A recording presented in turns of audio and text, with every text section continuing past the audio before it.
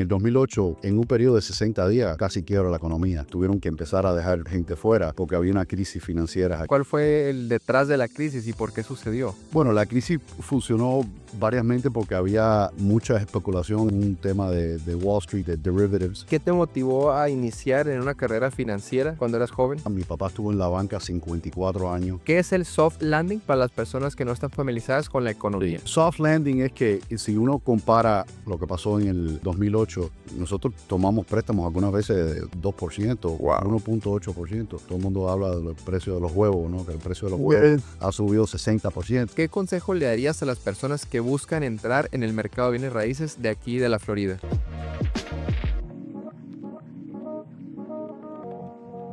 Emprendedores latinos en Miami. El día de hoy vamos a entrevistar a mi buen amigo Luis, un profesional de los bienes raíces aquí en la ciudad de Miami. No es novedad que muchas personas han querido mudarse, así como compañías a la ciudad de Miami, Florida, y eso ha causado un boom en el real estate de la ciudad. Nos acompaña un personaje de la industria, Luis. ¿Cómo estás, Luis? Qué gusto. ¿Qué tal? ¿Qué tal, que- Mario? ¿Cómo estás? Muy buenos días. Y es un episodio también de cumpleaños, porque recientemente cumplió años, entonces le dije, bueno, vamos a hablar de tu negocio. Véanlo, él es un inversionista aquí de la ciudad. Cuéntanos, Luis, para que te conozca un poquito mi audiencia aquí de emprendedores latinos en Miami. ¿De dónde vienes? ¿Qué haces? ¿Cuál es tu rubro? Bueno, nací en Nueva York, soy de padre cubano. Ahora, por cierto, me estoy haciendo español también con la ley nueva ahora del nieto. Y empecé mi carrera bancaria en los años 80, hace muchos años, trabajando para Barnett Banks en un entrenamiento de profesionales, un management training que tenía Barnett Banks. Y Barnett Banks, estuve con ellos muchos años trabajando en todos los departamentos del banco, ¿no? Haciéndome banquero en sí. Claro, entonces tienes un background de finanzas. Sí, estudié finanzas en FIU, en Florida International University, y también tengo un MBA de la Universidad de Miami, que fue lo que estudié, contabilidad, finanzas y negocios internacionales junto con banca, porque yo estudié banca también. Y estuve muchos años, tuve casi 20 años en banco, trabajando para dos diferentes bancos, y después de eso hice una transición a la parte de banca e inversión, ¿no? Trabajé con compañías como Prudential Base Securities, Prudential, la compañía de seguro, otras compañías como BMI, que es una aseguradora en América Latina, y después tuve el gusto también de fundar mi propia compañía, Pension Fund of America y PFA Assurance Group, en los años 90 y los 2001, entre 2001 y el 2005, que trabajamos con gente representando productos y vendiendo productos de pensiones por toda América Latina. Y mi trayectoria en sí ha sido en lo que es compañía de seguro, inversiones y bienes raíces. Bienes raíces desde el principio, porque cuando estuve en el banco, una de las cosas que aprendí al principio era cómo prestar dinero sobre bienes raíces. Nosotros, Barnett Bank, hoy en día Bank of America, son los que prestan, en esa época prestaban de todo, ¿no? Tarjeta de crédito, préstamos de carro, préstamos, por ejemplo, por edificios grandes, real estate residencial, real estate comercial. Y verdaderamente fue donde aprendí. Yo estaba envuelto en bienes raíces desde el año 87. Una pregunta, ¿a qué edad iniciaste tu carrera en finanzas o tus estudios en finanzas incluso? Empecé en FIU en el año 84, 1984. Terminé la universidad los primeros 4 años a finales de 87. E inicié directamente después de trabajar en FIU a trabajar en el Management Training Program de Barnett Banks. El Management Training Program fue una escuela increíble. Hoy en día hay pocos bancos a nivel locales que tienen esos programas que existían en esa época. ¿Qué te motivó a iniciar en una carrera financiera cuando eras joven? Y yo siempre tuve mucha admiración con mi papá. Mi papá estuvo en la banca 54 años. Y entonces habían otros banqueros aquí locales que eran o amigos de mi papá o compañeros de mi papá. Y al final del día tuve una admiración siempre de qué era lo que yo quería hacer. También siempre me han gustado los números. You're the numeric guy. Yes. Los números siempre me fueron fáciles en el colegio. Los disfrutaba y me interesó mucho toda la parte de economía y economics y cómo funcionaba la parte de no solamente los negocios, pero la parte gubernamental también. Entonces sí, siempre estuve muy envuelto en eso y en la universidad, en lo que era el bachelor's y también el MBA, ¿no? El MBA también lo hice en finanzas y contabilidad. ¿Qué aprendiste cuando le estaban prestando dinero al sector de real estate, de los bienes raíces? Es muy interesante, Mario, esa pregunta, porque cuando yo empecé mi carrera, cuando terminé el training program, que el training program duró casi 3 años. Al poco tiempo, tengo una anécdota muy, muy interesante, que fui a trabajar en el departamento de Commercial Real Estate, de bienes raíces comerciales de Barnett Banks. Menos de un año tuvieron que empezar a dejar gente fuera porque había una crisis financiera aquí, real estate. Y la parte de préstamo es una cosa cíclica, ¿no? En este momento los intereses han vuelto a bajar un poquitico, pero siempre van a haber bajadas y siempre van a haber subidas. Y es interesante saber en tu carrera cómo vas a participar ahí, porque para mí fue interesante, muy interesante entrar en commercial real estate y casi hasta cierto punto no perder mi trabajo, porque como yo formaba parte joven del banco, el banco me movió a otro departamento para dar préstamos comerciales, pero aprendí de que verdaderamente tienes que estar enfocado en qué es lo que está pasando en el mercado, ¿verdad? Porque el mercado en esa época hubieron pérdidas de préstamos muy grandes, muchas foreclosure, bancarrota, y fue una época difícil si estabas enfocado nada más en bienes raíces. Gracias a Dios el banco prestaba en otros problemas, cartas de crédito, líneas comerciales a negocios, y seguíamos trabajando con clientes que verdaderamente tenían tremenda trayectoria con el banco. Los ciclos son la parte más interesante de qué fue lo que yo aprendí durante ese periodo. Tengo una pregunta. Cuando sucedió la crisis financiera mundial del 2008, ¿en dónde estabas o en qué punto de tu carrera estabas? En esa época yo estuve trabajando para un private equity fund que ellos daban préstamos. Fue interesante. En esa época, en el 2008, se cerró completamente la parte de préstamos. Los bancos no estaban dando préstamos. No estaban dando préstamos de automóvil, cerraron toda la parte de esa. Entonces yo trabajé con un grupo privado que sí seguíamos dando préstamos, y como había tanta demanda, los bancos estaban en ese momento tratando de limpiar la basura de portafolio que tenían y la mal comportamiento y las malas decisiones que habían hecho, ¿no? Que ese es un tema que ahorita podemos tocar. ¿Cuál fue el detrás de la crisis y por qué sucedió? Bueno, la crisis funcionó variasmente porque había mucha especulación en lo que había un tema de Wall Street, de derivatives. Habían clasificado muchas hipotecas que eran hipotecas de a lo mejor de un nivel de D o F y la habían clasificado a lo mejor como un nivel A, ¿no? Que no es lo mismo un préstamo con un cliente que tiene un rating de A o que tiene un rating de F, ¿no? Entonces, la crisis financiera en esa época le tocó, y al final del día, si no hubiera sido en esa época del que el gobierno hizo la parte del TARP y hizo los programas que salvó los bancos, hubiera sido Un problema mayor. un problema mayor. Nosotros tomamos la decisión de empezar a dar préstamos con ese grupo de inversionistas porque había una necesidad horrible. Y nos fue bien porque nada más estábamos escogiendo los mejores préstamos en ese momento que podíamos. La devaluación había pasado, la sangre estaba corriendo por la calle, como decían técnicamente en la parte financiera. Sí. ¿Y qué opinas de la situación económica 2019-2025? Porque vivimos ese periodo donde sucedió el COVID, las tasas, tú sabes, han cambiado bastante y el mercado ha cambiado bastante en todos los sentidos, desde real estate hasta el stock market. Todo ha subido o bajado en esos últimos 6 años. Sí. Mira, la parte de COVID, verdaderamente nosotros en la parte de real estate trabajamos muy duro junto con el gobierno para ayudar a algunos inquilinos que no podían pagar, y tomamos en cuenta muchos programas en esa época. Pero verdaderamente fue un periodo de hasta, yo digo, economías mentiras, ¿no? Porque el gobierno había dado tanto dinero para tratar de ayudar a tanta gente, y había mucho dinero fluyendo en la calle, muchos que fue a comprar propiedades, y eso hizo que los precios de las propiedades siguieron subiendo. En esa misma época, como habían tantos problemas de desempleo, bajaron la tasa de interés. Nosotros tomamos préstamos algunas veces de 2%, Wow. 1.8%. Free money. Right. So it was free money, y aparte de eso el gobierno estaba dando dinero, ¿no? Y todo tipo de incentivos. Entonces había como una economía, en mi opinión, falsa. La gente, que eso Artificial. fue artificial, pero el gobierno hizo tremendo trabajo en hacer lo que le dicen el soft landing, ¿no? En tratar de controlar que subieron los intereses un poquitico más pero no de un mes, poco a poco, y trataron de que... Tengo una pregunta. ¿Qué es el soft landing para las personas que no están familiarizadas con la economía? Soft landing es que si uno compara lo que ha pasado en los últimos 2 o 3, 4, 5, 6, 7 años, comparado con lo que pasó en el 2008, en un periodo de 60 días, casi quiebra la economía. En estos últimos 2 o 3 años, a pesar de que había tanto tanto dinero fluyendo en la calle y que los intereses estaban bajos, pero había una inflación muy alta.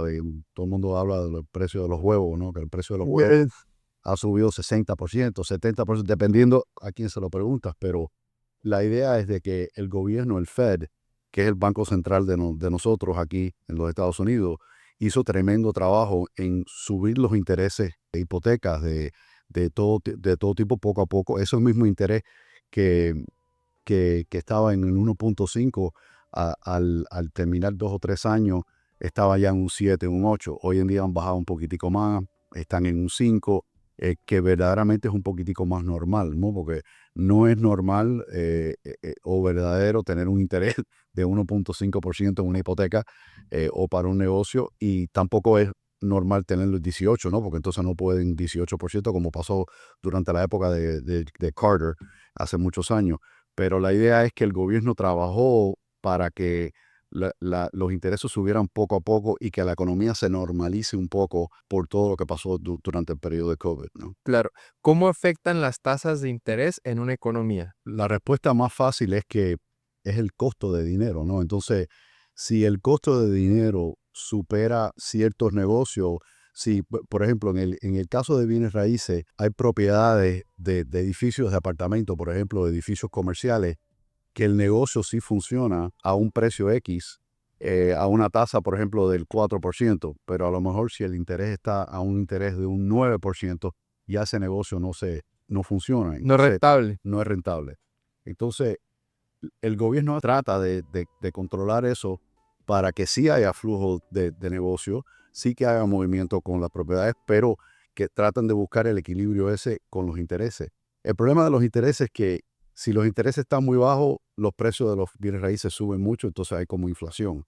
Si están muy para arriba, entonces nada se mueve, ¿no? La gente no, cuando los intereses estaban en un 8%, la gente no estaba comprando casa. Entonces, No compran casas, no compran carros, no sacan loans. correcto. Exacto, Mari Díaz. Sí. ¿Y qué opinas de los precios de los bienes raíces aquí en la ciudad de Miami los últimos 6 años? El problema que estamos teniendo nosotros es que nosotros en Miami, aquí como el sur de la Florida, no solamente aquí en Miami, pero Broward, Palm Beach, Monroe, que viene siendo Los Cayos y Naples, es que siguen subiendo los precios. Los precios han seguido subiendo, pero han seguido subiendo también no necesariamente por el tema local. Ha subido porque siguen viniendo gente de Nueva York, de Connecticut, de New Jersey. También hay muchos inversionistas que están viviendo de Europa, también siempre han venido de América Latina, y ellos son los que están invirtiendo aquí. Uno de los temas que tiene la Florida, que no tienen otros estados, es que aquí no hay impuestos estatales, es decir, y al no haber impuesto estatal, por ejemplo, en Nueva York, Connecticut, en New Jersey tienen impuesto estatal. Entonces, donde un individuo que viviendo en Nueva York va a tener una tasa de interés más alta, por vivir aquí en los estados de la Florida, la tiene menos. Entonces, eso ha sido que el mercado de bienes raíces siga subiendo, y nosotros pensamos que va a seguir subiendo porque mientras sigan viniendo personas aquí de otros estados, ahora hay mucha gente viniendo desde la parte media de los Estados Unidos, Chicago, aquí va a seguir. Aparte, aquí todo el mundo le gusta el sol. Mira qué día más bello tenemos hoy. Emprendedores, qué belleza de día tenemos. Tal vez se ve un poco demasiado iluminado, pero en serio que la vista y el sol, no, a mí me encanta Miami. Luis, tengo una pregunta. Y actualmente, bueno, tú tienes un background de finanzas, te has desarrollado en ese lado, te inclinaste al real estate. Sí. Actualmente, ¿cuáles son tus negocios? ¿De qué tratan tus negocios hoy en día en 2025? O sea, nosotros nos enfocamos en crecer el portafolio de nosotros de bienes raíces, que vienen siendo edificios pequeños de multifamily. Nosotros hemos hecho mucho trabajo con Low Income Housing Section 8, que le dicen que son programas donde el gobierno subsidia el inquilino para que puedan tener una habitación, una casa digna, ¿no? Y nosotros trabajamos junto con esos programas. Ese es un sector del negocio de nosotros. Nos manejamos las propiedades, manejamos los inquilinos, todo un serio de property management. En ese negocio que nosotros tenemos propiedades que nosotros invertimos, y algunas son propiedades que nosotros manejamos para otro inversionista, ¿no? Y la otra parte, que el año pasado lanzamos un fondo de inversión específicamente enfocado en construcción nueva de lujo aquí en los Estados Unidos, más en el sur de la Florida. Y la compañía se llama IFC Funds. Es un fondo privado para inversionistas acreditados, y nosotros lo que hemos hecho es que nosotros llevamos invirtiendo como socios en proyectos muy importantes de developers muy grande aquí en el sur de la Florida.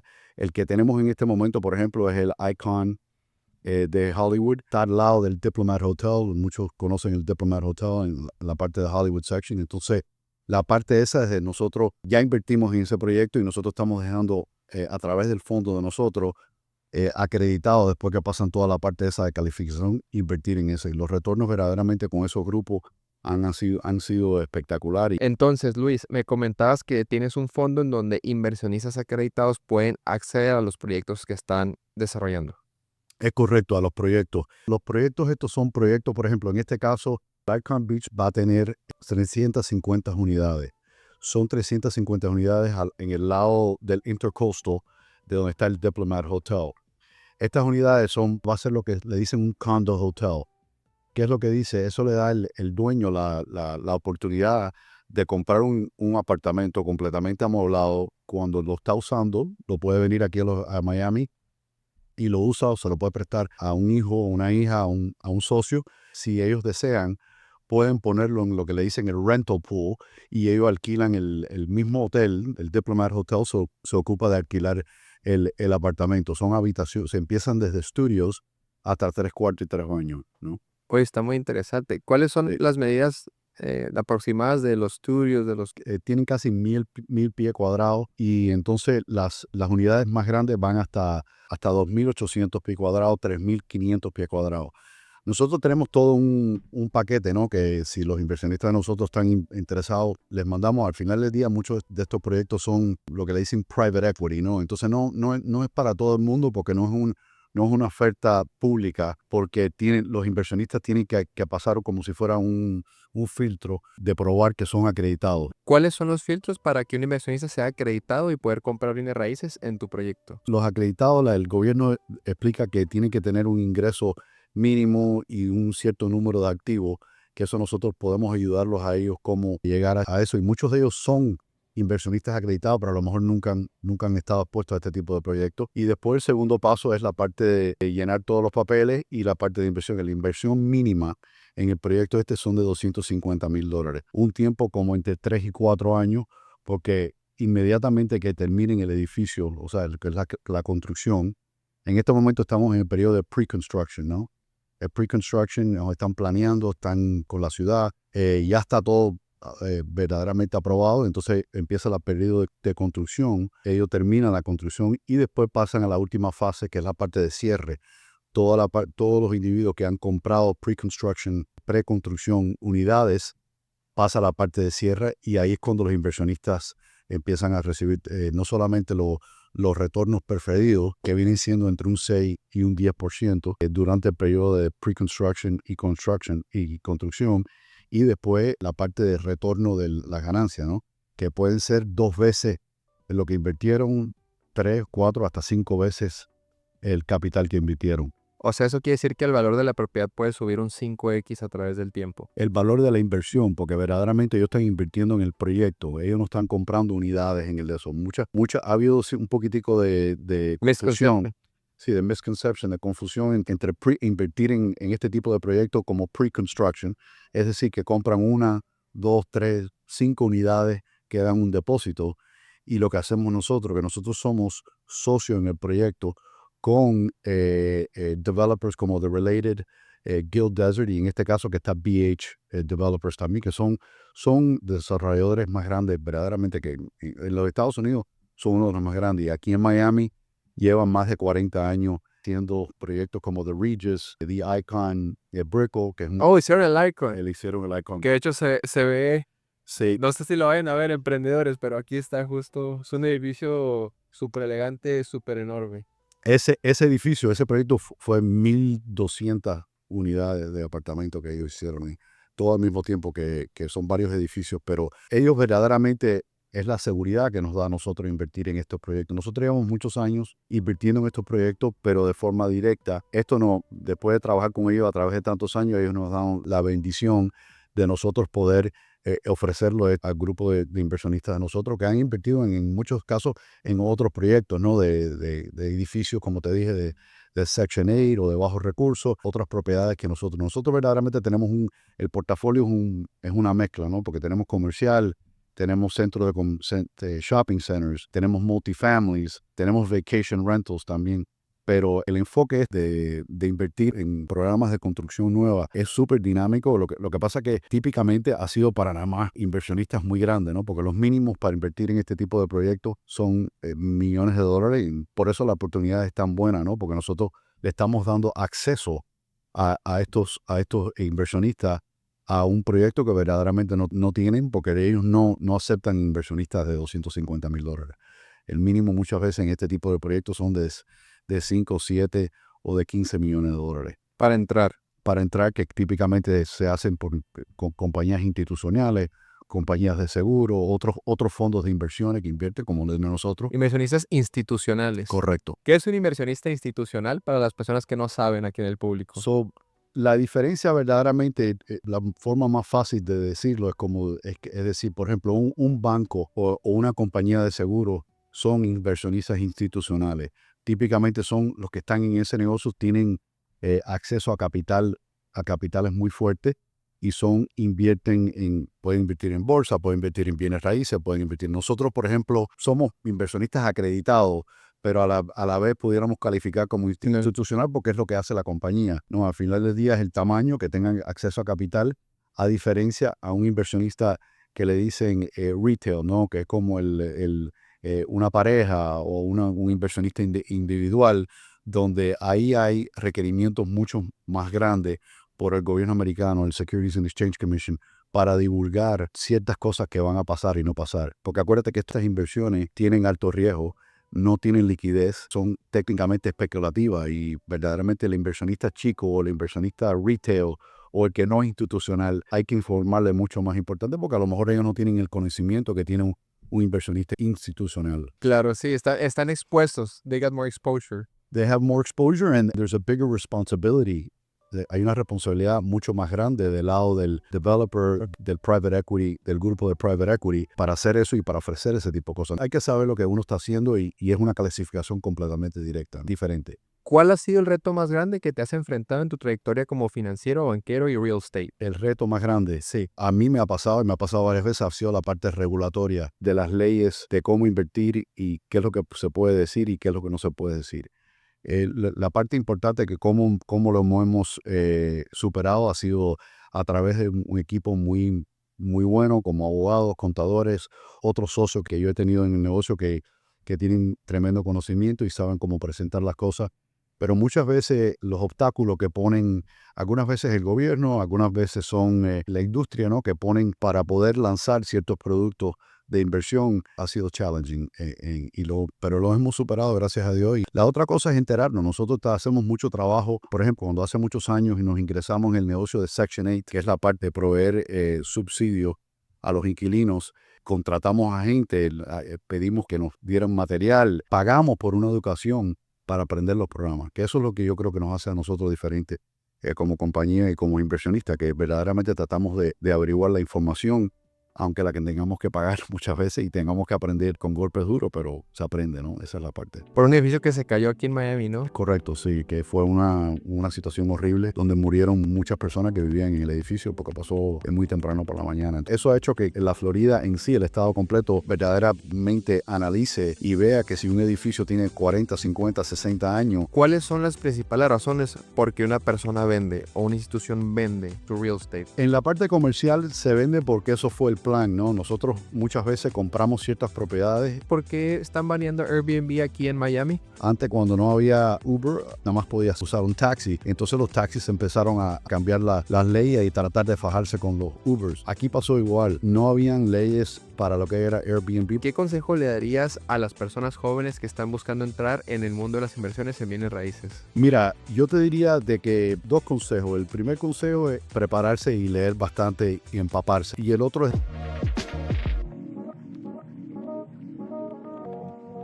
Tengo una pregunta. ¿Qué consejo le darías a las personas que buscan entrar en el mercado de bienes raíces de aquí de la Florida? Yo diría que la cosa más importante es de buscar un socio al principio. Si no sabes nada de este mercado, o un commercial real estate broker, o un realtor que conozca la industria, ese sector de la industria, o un asesor financiero. Los contadores muchas veces dan tremenda asesoría de qué es lo que hacer, cómo hacerlo. pero yo te diría de tratar de averiguar el máximo de información, porque la información es lo que te da el poder y el dinero en bienes raíces se hace cuando uno compra, no cuando uno vende. ¿Por qué? Porque si compraste bien, no vas a tener problema nunca saliendo de esa propiedad. Y acuérdate que el bienes raíces tiene una diferencia a las acciones, ¿no? Que no es tan líquido. O sea, salirse de un edificio, salirse de un apartamento o de una casa, no lo puedes hacer en 5 minutos. No es como en las acciones que uno llama al corredor de bolsa o lo haces en la computadora y saliste, no hay problema. Aquí algunas veces puede pasar cosas, tienen que haber un cierre a través de los abogados. ¿Cuál es el proceso de compra y de venta de un inmueble aquí en la ciudad de Miami? En la ciudad de Miami todo verdaderamente se maneja a través de contratos, ¿no? Y entonces los contratos que son bastante estándar, esos contratos, se inicia el contrato de compra y entonces el vendedor tiene sus asesores, sus abogados también, que se negocia y eso se negocia típicamente a través de corredores de bienes raíces, ¿no? De brokers. Y al final, cuando se llega a un acuerdo, eso se va a la parte de averiguar toda la parte de la información, de lo que le dicen due diligence, hasta que un día de cierre, de que el día de cierre ese se hace el traspaso, ¿no? El traspaso de título, traspaso de dinero. Verdaderamente, o sea, es una cosa que se pudiera hacer, por ejemplo, en 7 días, ¿no? Es bastante rápido y pueden durar, nosotros hemos tenido proyectos que se han durado 6 meses o 9 meses en cerrar, ¿no? Porque por cualquiera de las circunstancias que se te... Eso es un proceso despacio. Y acuérdate que es diferente por residencial que comercial. Típicamente los corredores de real estate que hacen residencial no hacen comercial y los que hacen comercial típicamente no hacen residencial. ¿Cuál es tu tipo de real estate favorito para hacer negocio o preferido? Para mí siempre ha sido commercial, ¿no? Con la parte comercial, yo me he especializado, he hecho transacciones residenciales porque me la han pedido, la parte de comercial porque puedo traer todo el conocimiento que yo aprendí en el banco, ¿no? Y la parte de financiamiento en muchas de las transacciones grandes es tan importante entender lo que el banco te va a pedir para poder llegar al cierre de esa propiedad. Y eso es una de las cosas que yo traigo con muchos de mis socios. Yo tengo socios que no fueron banqueros, entonces si estamos mirando una propiedad y estamos haciendo lo que le dicen el underwriting, ver si nos va a servir como inversión, le hacemos el enfoque de decir qué es lo que va a pedir el banco, ¿no? ¿Qué es lo que va a preguntar el banco? ¿Qué es lo que quiere el banco ver? Y esa parte yo la conozco muy bien porque fueron muchos años y tengo todavía muchos amigos y muchos colegas que sigo con buenas relaciones con ellos, que puedo recoger el teléfono y Claro. hacerles las preguntas, ¿no? Entiendo, comercial es tu principal interés o es lo Sí, que más te llama la atención por tu background, por tu sí. experiencia que puedes aportar en este tipo de proyectos. Ahora, ¿cuáles son las principales cosas que tomas en cuenta al analizar un deal? Nosotros lo primero que vemos en la parte comercial tiene una gran diferencia a la parte residencial. Cuando uno está comprando una casa para uno, no para inversión, pero sino para uno, hay una parte emocional. En la parte comercial hay cero emoción en esto. Lo que nosotros miramos es cuáles son los ingresos que se están realizando en esa propiedad, cuáles son los gastos, cuáles van a ser los gastos y cuál va a ser el retorno que nosotros le vamos a dar no solamente a nosotros, pero a los inversionistas que están invirtiendo con nosotros.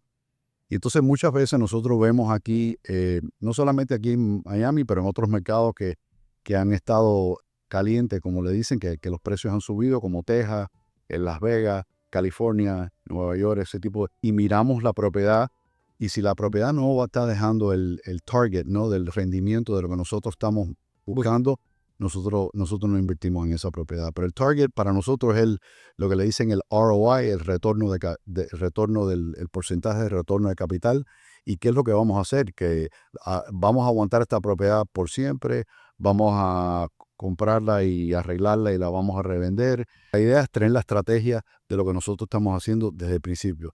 Volvemos a lo mismo, la parte esa es la más difícil porque es la parte de averiguar información de la ciudad, información si hay permisos, si tiene violaciones, información de por qué es que están vendiendo, información cuál fue la trayectoria de los inquilinos que están ahí, que si la propiedad tiene su certificación. Hoy en día hay un problema grande porque los edificios más grandes, si no tienen la certificación de los 30, 40, 50 años, Eso va a afectar el valor de la propiedad. Por un edificio que se cayó aquí en Miami, ¿no? Correcto, sí, que fue una situación horrible donde murieron muchas personas que vivían en el edificio porque pasó muy temprano por la mañana. Entonces, eso ha hecho que la Florida en sí, el estado completo, verdaderamente analice y vea que si un edificio tiene 40, 50, 60 años, que si tiene la parte estructural sólida y han hecho las inspecciones correctas y que tenga la certificación. La certificación esa de los 30, 40, 50 años es lo que hace que ciertos arreglos le hagan al edificio para que no se caiga como se cayó el edificio. Tengo una pregunta. ¿Cuáles son las principales razones por qué una persona vende o una institución vende su real estate, sus propiedades? En la parte comercial se vende porque eso fue el plan, ¿no? Nosotros muchas veces compramos ciertas propiedades con un plan de 3 años, de 5 años. A lo mejor también hubo un cambio en la ley. Nosotros en una época hace muchos años invertimos en Airbnb para comprar edificios, casas, apartamentos y convertirlo en Airbnb para tratar de maximizar rentabilidad. Pero ¿qué es lo que pasa? Que hoy en día muchas municipalities y ciudades han cambiado las leyes para Airbnb, para lo que es short-term rental. Y entonces te ponen multas y esa puede ser una razón por vender. Vas a vender porque empezaste pensando que ibas a usar la propiedad para una cosa y hoy en día no te va a dar la rentabilidad que te iba a dar con Airbnb. Entonces la estrategia cambió y la vendiste. ¿Por qué están baneando Airbnb aquí en Miami? Bueno, yo creo que Airbnb fue una cosa nueva. Lo que pasó fue que a pesar de que empezara a crecer, fue como, por ejemplo, lo que le pasó a los taxis con Uber. Antes, cuando no había Uber, nada más podía usar un taxi. Entonces los taxis empezaron a cambiar las leyes y tratar de fajarse con los Ubers. Aquí pasó igual. Aquí no habían leyes para lo que era Airbnb, para que lo era los short-term rental. Y entonces en un edificio de apartamentos, si no es lo mismo que esté entrando y saliendo inquilinos cada semana, cada 3 semanas, y que se esté usando que si es un lugar residencial. Entonces en lugares como Miami Beach, Coral Gables, ellos han cambiado la ley ahí para que si hay Airbnb tienen que tener en mínimo 28 días y le han hecho verdaderamente la oferta esa de Airbnb casi imposible. También acuérdate que eso afecta a los hoteles, ¿no? Porque si una persona que se puede quedar en un Airbnb en una ciudad, ha podido quedar en un hotel. Entonces los niveles de ingreso del hotel están fajando y ahí están todo el grupo económico fajado para ver quién es el que va a recibir el cliente y quién es el que se va a llevar la tajada más grande del pie, ¿no? Del pastel. ¿Cuáles son los costos involucrados de poseer una propiedad aquí en el estado de la Florida? Comercial o De tu experiencia. verdaderamente los costos son, los más grandes van a ser el costo de impuestos, ¿no? ¿Cuáles son los impuestos de la propiedad? ¿Cuáles son los costos de seguro? ¿Costos de mantenimiento? Y después, ¿cuál es el costo mensual de lo que le dicen debt service, el servicio a la deuda? ¿Cuál va a ser el costo? Cuando tú compras una casa, sabes que vas a poner un porcentaje de entrada y entonces la diferencia es el principal interés, seguro y impuesto, más el mantenimiento, ¿no? Pero para que tengas una idea, en un edificio de apartamento de 30 unidades, los costos anual se calculan como entre un 25 y un 30 y 35, dependiendo del edificio, del porcentaje de los ingresos anual. Que eso incluye seguro, impuestos y mantenimiento. Los seguros es un tema que han subido horriblemente desde COVID, aquí en el estado de la Florida y en todo el país, pero aquí en el estado de la Florida eh, más porque hubo un problema de litigio, los abogados estaban poniendo demasiadas demandas contra las compañías de seguro y entonces eso hicieron que los precios de seguro anual han subido. Y hoy en día aquí hay varios seguros cuando compras una propiedad. Tienes que comprar flood, que es una inundación. Tienes que comprar wind, que es para el huracán. Y tienes que comprar el otro, que es property and casualty, que es para fuego, si roban. Entonces, antes se compraba un seguro. Hoy en día te están pidiendo 3 seguros. Y si esos seguros han subido 20, 30, 40% anuales en algunos casos, por eso es que ha habido un poquitico bajada en muchos de esos bienes raíces, porque no puedes comprar el edificio o la propiedad con el costo ese tan exorbitante de seguro. Sí, lo pueden buscar en internet. Le llaman la crisis de los precios de los seguros en las casas residenciales y también en las propiedades que son comerciales.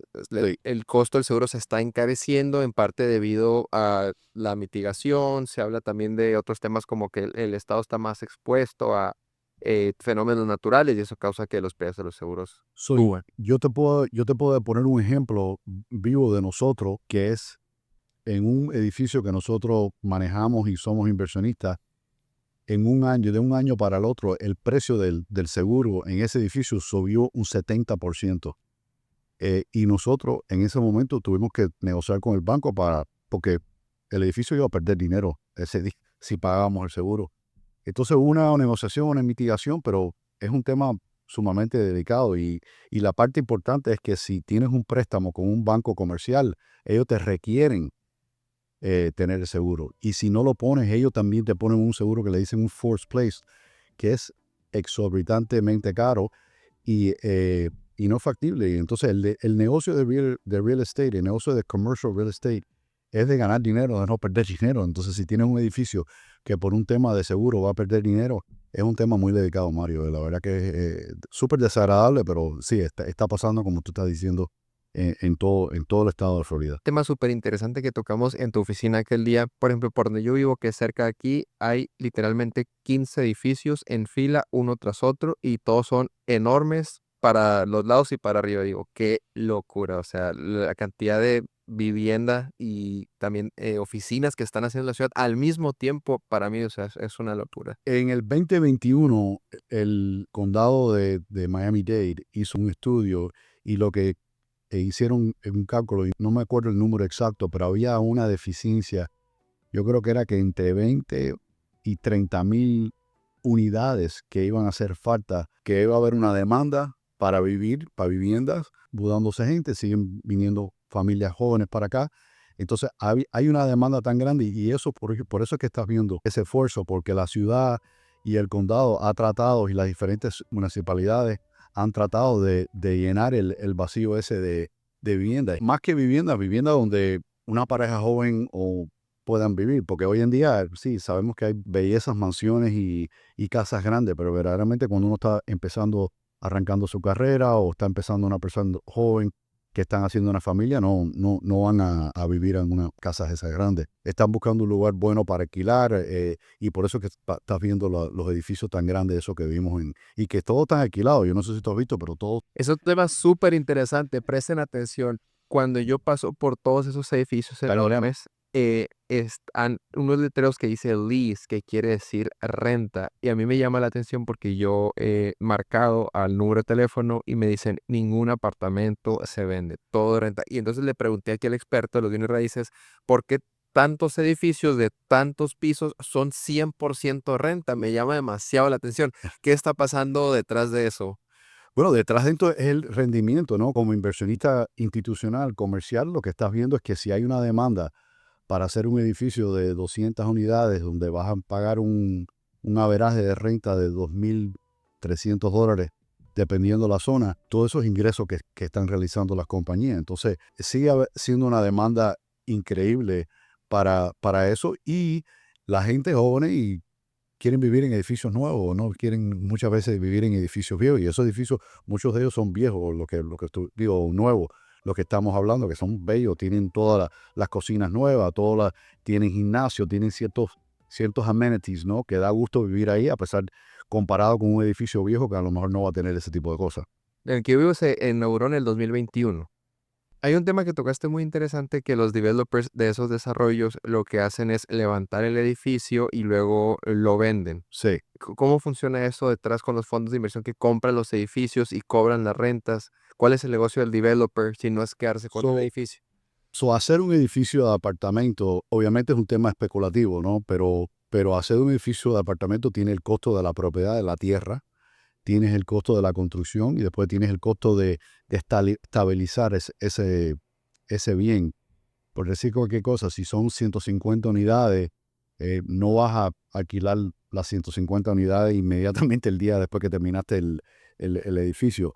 Eso es un tema de cuando estos inversionistas miran muchos años, un periodo de 3, 4, 5 hasta 6 años, pero la ecuación es muchas veces muy fácil. Es un tema de cuánto costó hacerlo todo desde el punto de vista de mercadeo, tierra, construcción, etcétera, y manejo del bien durante un periodo. Y si ese periodo, si eso le costó a muchos de ellos, por decir cualquier cosa, 15 millones de dólares, muchas veces hoy en día ese mismo edificio a los 3 años se está vendiendo por 30 millones, por el doble, algunas veces más que el doble. Entonces, por eso lo hacen, porque están realizando unas ganancias importantes. Y los compradores de eso vienen siendo negocios institucionales como compañías de seguro o bancos o fondos de inversiones que tienen que parquear el dinero, y ese edificio de apartamento le va a dar un rendimiento depende de qué tipo de cómo lo compraron, pero puede ser 7, 8, 10, un porcentaje, porcentaje, aparte de otros beneficios impositivos que deben tener, ¿no? Sí, Sí, son fondos de inversión enormes que tienen correcto. que invertir sí o sí ese capital, y los edificios son una forma segura para hacerlo porque la gente va a pagar su renta. Exacto, y todo el mundo tiene que vivir en algún lado, todo el mundo tiene que tener un lugar donde vivir. Entonces esa es la parte que lo que pasa es que hay un balance, ¿no? Porque si de pronto las ciudades los gobiernos empiezan a dejar que los contratistas hagan edificio, ahí entonces sí vas a ver la renta bajar y vas a ver más competencia. Y eso es lo que estábamos hablando también con cómo controlan los intereses, porque si el costo del costo del dinero de hacer una construcción está al 2%, inversa que estuviera al 10%, hay algunas construcciones que al 10% nunca se van a poder hacer. Todos los diferentes factores juegan en la parte esa de lo que es la vivienda. Y al final del día, lo que es comida y techo, nos hace falta todo, ¿no? Todos tenemos que tener un lugar donde vivir. Por más metaverso que Sí, exista y todo eso, vivimos en el mundo físico. definitivamente. Oye, y te hago una pregunta. ¿Qué consejo le darías a los young investors, a las personas jóvenes que están buscando entrar en el mundo de las inversiones en bienes raíces? Mira, yo te diría de que dos consejos. El primer consejo es que prepararse y leer bastante y empaparse, ¿no? En cualquier. Y el otro es de enfocarse en un sector. Yo tengo muchos compañeros que son inversionistas, otros compañeros que son profesionales en real estate, la parte comercial o residencial, pero todos se han enfocado en un específico sector de la industria. Por ejemplo, nosotros, una de las cosas nos encanta hacer es edificios de 10, 20, 30, 40 unidades. Entre 10 y 40 unidades, edificios de apartamentos, a nosotros nos encanta porque es un sector donde las compañías grandes no están, y los inversionistas chicos no han podido estar. Fui muy afortunado de tener dos mentors, gente que habían invertido muchos millones de dólares en real estate y me ayudaron. Yo hice muchas preguntas, pedí que me ayudaran, pero la ayuda de ese tipo de personas para un inversionista nuevo es increíble, es primordial, porque tienen que ver verdaderamente qué es lo que están invirtiendo, cuáles son las expectativas, todo ese tipo de conversaciones tienen que hacérselos ellos mismos. Y en este negocio hay pérdida, puede haber pérdida, no siempre hay, porque uno nada más que habla de las ganancias, pero yo te diría que enfocarse en una industria, buscar buen socio y empaparse. Son las tres cosas, las tres puntos de inversionistas jóvenes. Buena industria, buen socio y empaparse. Sí, sí. ¿Cuáles han sido de tus mayores éxitos en tu carrera que tú estés orgulloso, o alguna anécdota de tu carrera, algún deal que hayas tenido? Yo tuve varios negocios, yo los miré como me cambiaron la vida, ¿no? Porque fueron negocios buenos, grandes, pero conocí diferentes. Pero uno fue, yo representé a unos compradores en un hotel muy grande aquí en Miami, y ellos estaban buscando invertir, comprar varios hoteles, y yo fui que los representé a ellos. Tuvimos que hacer la búsqueda de todas las propiedades que estaban disponibles, y ese proyecto, por ejemplo, duró 21 meses, 21, Wow. más de un año, casi 2 años. Ellos pudieron comprar el hotel, y el otro fue el lanzamiento de un fondo de inversión que hicimos en el año 1999, que después eso se, se asumió por otras compañías, que fue un fondo de pensión de unos productos que empezamos a vender no aquí, pero por toda América Latina, y y verdaderamente fueron unos años muy bellos de éxito. Yo hoy en día miro los éxitos chiquiticos, ¿no? Y los éxitos chiquiticos los vas a tener todo el día. Una persona nueva que vas a conocer o un socio que a lo mejor vas a hacer. Eso, todos son la totalidad de todos esos éxitos chiquiticos es verdaderamente lo que te va a hacer el éxito grande, ¿no? Claro, sí, también conocer a más personas en la industria. Por ejemplo, yo tuve la oportunidad de conocer a Luis por medio de Cristian, que también lo entrevisté, vean su episodio de Cristian, otro inversionista de real estate, y ahorita estamos trabajando con él en un proyecto de marketing, estamos haciendo un proyecto de marketing para una de sus compañías, estamos dejando sus redes sociales al día, haciendo producción profesional de contenido, landing page actualizada, todo lo que ven que hago en mis otras redes sociales, eso lo estamos aplicando aquí con el negocio de Luis de real estate. Y bueno, Luis, yo también te quiero preguntar, ¿cuál es el outlook tuyo de tu negocio? O sea, ¿hacia dónde lo quieres llevar? ¿Cómo lo visualizas en los siguientes 5, 10 años, 15 años? Sí, nosotros junto con Christian Silvestri, que es tremenda persona, que lo acabas de mencionar, nosotros estamos trabajando junto con él y con otros socios que tenemos en básicamente dos factores. La parte de crecer el portafolio a través del manejo de propiedades y nosotros hemos tenido mucho éxito en la parte de property management, ¿no? De manejo de estos activos, de mejorar los retornos en estas propiedades y queremos crecer ese portafolio con clientes nuevos, inversionistas nuevos que quieran que nosotros les manejamos toda la parte de property management. Y el otro, que es el que yo estoy enfocado casi diario, es la parte de invitar a inversionistas acreditados al IFC Funds, al fondo de inversión de nosotros, de bienes raíces en los edificios estos de lujo, que son increíbles programas y proyectos verdaderamente de vivienda total, porque ahí van las personas que compran esas unidades o que invierten, cuando nosotros se hacen las inversiones, casi están haciendo como una ciudad pequeña, ¿no? El enfoque de nosotros es property management y de crecer el portafolio ahí, yo te diría de tener más relaciones con inversionistas que se quieren asociar con nosotros en toda la parte de IFC Funds. Nosotros estamos buscando crecer ese fondo a $100 millones, es lo que estamos buscando. Hemos hecho inversiones de 5, de 7, de $10 millones en esos fondos, pero la meta de nosotros es llegar a $100 millones de inversionistas acreditados. O sea, $100 millones de haberse invertido en tu fondo. Correcto, sí. Oye, ¿y cuál es la mejor forma de contactarte si un inversionista está viendo en este momento el episodio aquí en los Estados Unidos o por fuera de los Estados Unidos y quiere acceder a tus fondos? ¿Cuál es la mejor forma de contactarte? Nosotros tenemos una página de web, ifcfunds.com, y ahí van a ver dos partes. Van a ver la parte de que si no son inversionistas, que pueden hacer una cita con nosotros. Nosotros también tenemos un webinar semanal donde invitamos a inversionistas o a realtors o a real estate professionals que quieran averiguar un poquitico más cómo funciona el fondo. Y la tercera forma es de hacer una cita directamente conmigo o con alguno de los otros socios que manejan el fondo con nosotros, que pueden ya programar una cita directamente en el website, ¿no? Claro, les vamos a dejar acá, Emprendedores, el website para que ingresen y las personas acreditadas o que les interesa ver más y quieran hacer una cita para hablar con el equipo de Luis y cómo acceder a sus fondos de inversión, revisen la inscripción acá en este video. Luis, ¿alguna otra cosa que quieras compartir al público de Emprendedores Latinos en Miami?